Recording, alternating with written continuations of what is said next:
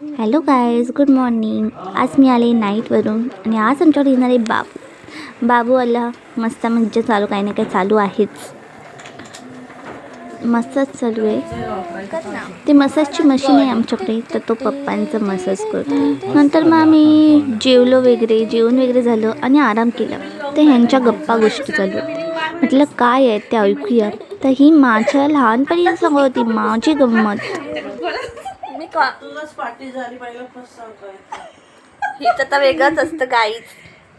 ही आई इथे झोपली आहे, बोल बसलेलो. आणि परत ऐकायला बोल परत एकदा आम्ही गोल बसलेलो पहिलीत, मॅडमनी बसवलेलो. आणि माहिती आहे ना, लहानपणी आपल्याला एक एक पॅरेग्राफ वाचायला सांगतात. पहिलीत मी दुसरीत होते, मी आठवत नाही. तसं प्रत्येकाच्या पुढे पुस्तक होतं.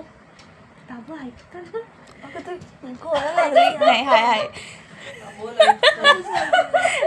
मोबाईल वापरते आणि सारखं सांगते बोल बोल बोल बोल. पॅरेग्राफ सगळेजण वाचत होती पोरा, आणि माझ्या हातात फक्त पुस्तकाचं कव्हर होतं.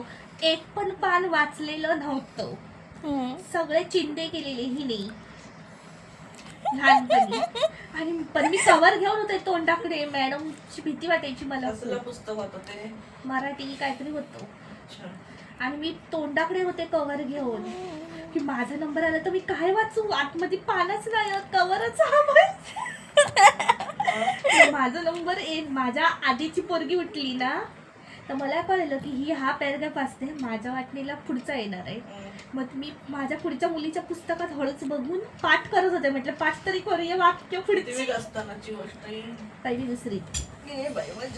मग मी पुढचे 2 वाक्य पाठ करत होते. तेवढं माझा नंबर येईल. मग मी लगेच उभा राहले. मी तोंडाकडे धरून ते वाक्य पाठ केलेलं वाचलंय. थोड्या वेळात मॅडम सगळे म्हणतात ह्या बोलत का नाही पुढचं. मॅडम म्हणतात वाच पुढचं वाच. माझ्याकडे काही शब्दच नाही होत. आतमध्ये पानच नव्हती वाचलेली. हिने पूर्ण हे मज्जा मस्ती झालं. आणि मग आम्ही बाबूकडून प्रॉमिस घेतलं की 2 दिवस इथेच राहायचं. त्याने प्रॉमिस दिले मलाही आणि बबलीला. बघूया तो राहतो का. त्याच्यानंतर आम्ही म्हटलं जरा फिरून येऊया. मग आम्ही जरा फिरायला गेलो बाहेर, मी, बबली, बाबू आणि ताई.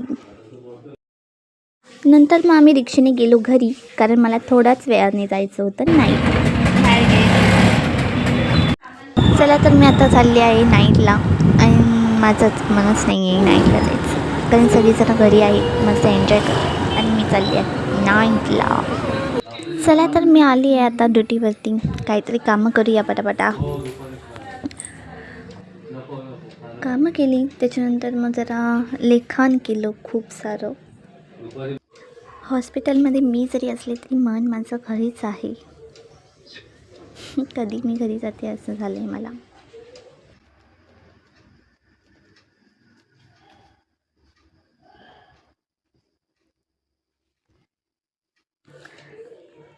चला तर आता बाय बाय करायची वेळ झाली आहे. झोप येते, गुड नाईट काम करते आणि बाय बाय.